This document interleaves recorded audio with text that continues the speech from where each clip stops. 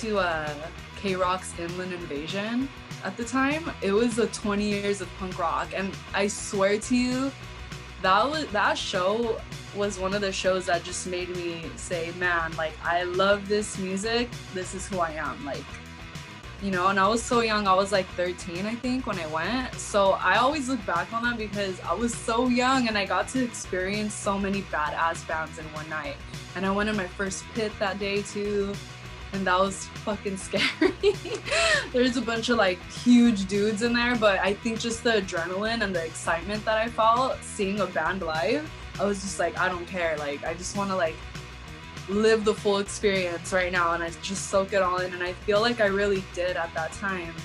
And I remember seeing X, and I didn't even know who they were. I was like, who is that? But I saw a guy and a girl singing, and that just caught my attention. And they were singing like harmonies, but not like your ordinary harmonies that you would just like instantly, okay, that's the note. They like jumped from like scale to scale, and it just worked. And just their style was different. It was like punk, but it was like rock and roll, and it had like rockabilly, and just, I don't know, they were just so innovative to me, and they blew my mind. And I immediately went and got their album, and I remember just listening to it all the time in my room. And they were just one of those bands that like totally caught my attention. And then, you know, you hear them talk about their influences, and then I just kind of started checking different bands out. But I would say like all those bands were like really influential to me, like all the ska stuff. And then just, you know, it's funny, I remember being like really little, and like old school Mariah Carey, Whitney Houston, like their vocal abilities were like, damn, like that's like them really singing, you know. Those chicks owned it. And, you know, beside, you know, having like those pop songs, like they had like mad talent, you know, and it's like flawlessness that you just hear in powerhouse voices. So I was always attracted to that too. You know, artists like Etta James and Mary Wells, and dude, the list goes on, you know.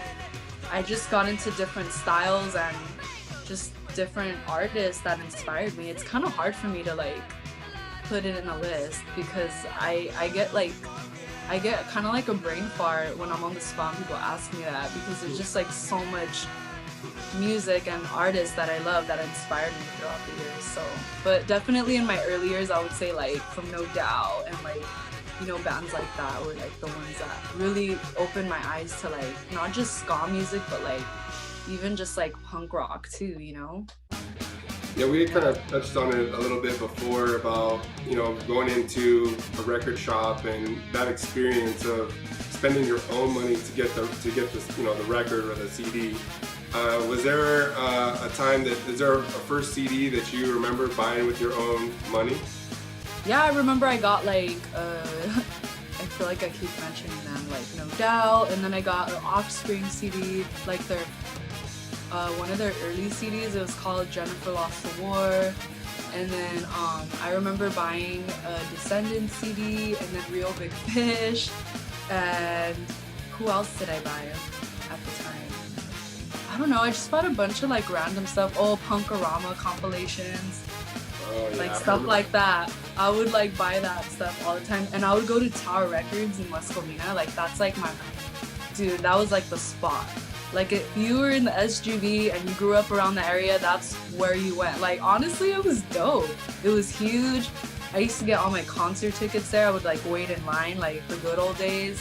And then I would go in there and buy like the used section. I remember going to the warehouse. There was one like in Glendora, because I lived in Azusa, and me and my brother would walk to the warehouse, and we would just go through like the used section and see what we could find. And that's where I found like, you know, bands like Suicide Machines and Descendants and Real Big Fish, Dance Hall Crashers, Lockjaw, like that album.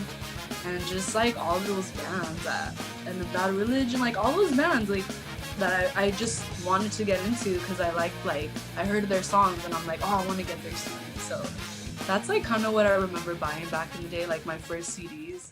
What was cool about Tower Records is I remember like there was one by my house, and driving by and you would see like the big billboard like you know, Sublime's coming out, like their new album or something was coming out, and they would make a big picture of it, and you're like, oh, I gotta get there. Like, oh, what day is Yeah, it? yeah.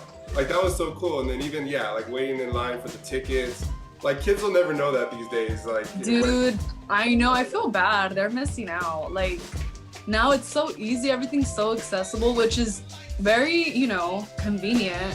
But I don't know. There's something about that excitement of like going on the day that that album comes out, or like wanting to get your hands on it and looking at the artwork and reading the lyrics and singing along. And like I would do that. I was like always doing that. I'm like, oh, do they have the lyrics in here? Because I wanted to learn the song. So like, you know, just that whole feeling of like going in the record store and looking around and just like, you know, buying that new record that just came out, or buying something like old that you got into and you want to like listen to.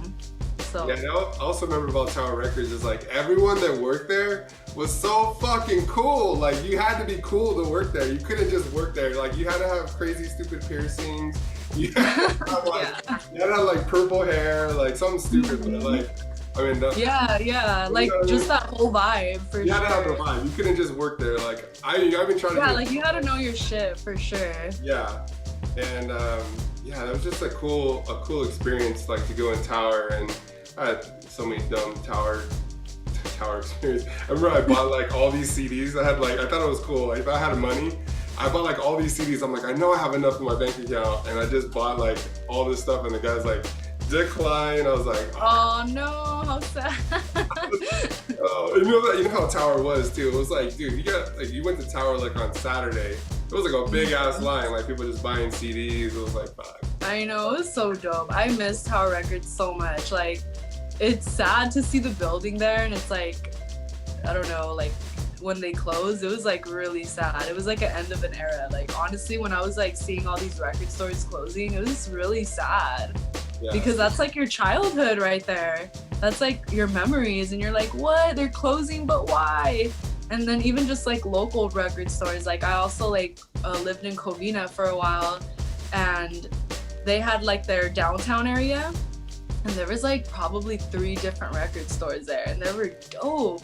And I would find a bunch of cool shit there, and they closed too. So the only one that made it was Chaos Records, but they even moved from that area. But I mean, I remember back in the day it was called Hot Rocks, and like that was like the place to go. I would like literally be like, Mom, can you take me to this area? I want to see and my mom was so cool. Like I'm so grateful. Like I would tell her like that I wanted to go to a certain place like that, and she would take me, like, and she would let me browse and, you know, do my thing. So that was cool. So it was definitely sad seeing all the record stores close, but that's kind of like my memories, like going there and browsing and buying that record that you wanted. That was always a good feeling. Do you remember like your first show? Do you remember your first show that you bought, like your own money? Like I'm going, like my parents don't know, or maybe they do know, but I'm going to this show, and that experience? I would say like my first show I remember, like where I was like, I gotta go, was probably Warped Tour. Sorry, Mom, but I was like, oh, I'm gonna go after school, after summer school. I had to go to stupid summer school all the time, Mensa, and so I was like, oh, we're gonna go after, it starts after, and I didn't go after. I didn't even go to school. I went, and my friend's mom took us in her freaking SUV and dropped us off.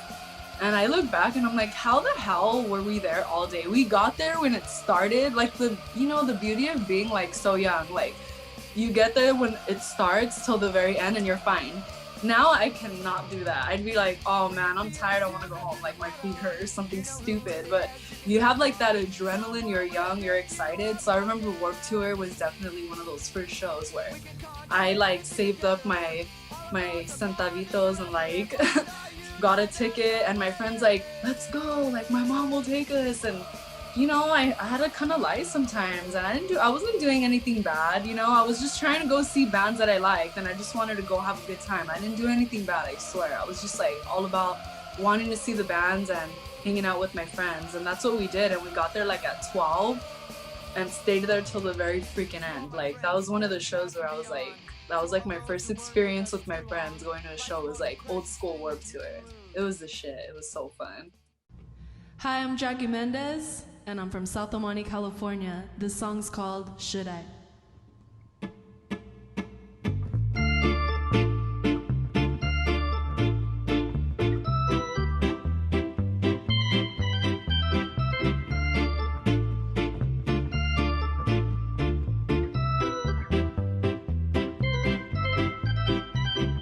I saw you the other day. Something just doesn't feel the same. Then as tears go down my face, I just don't know what to say. Baby, I loved you, do anything for you. Now you've gone away. Yes, you did. I should've known better. Should've known better from the start. Whoa, should I forget him? Should I forget him? I need to know. Now. Should I forget him? Should I forget him? Yes, I need to know. Yeah, yeah.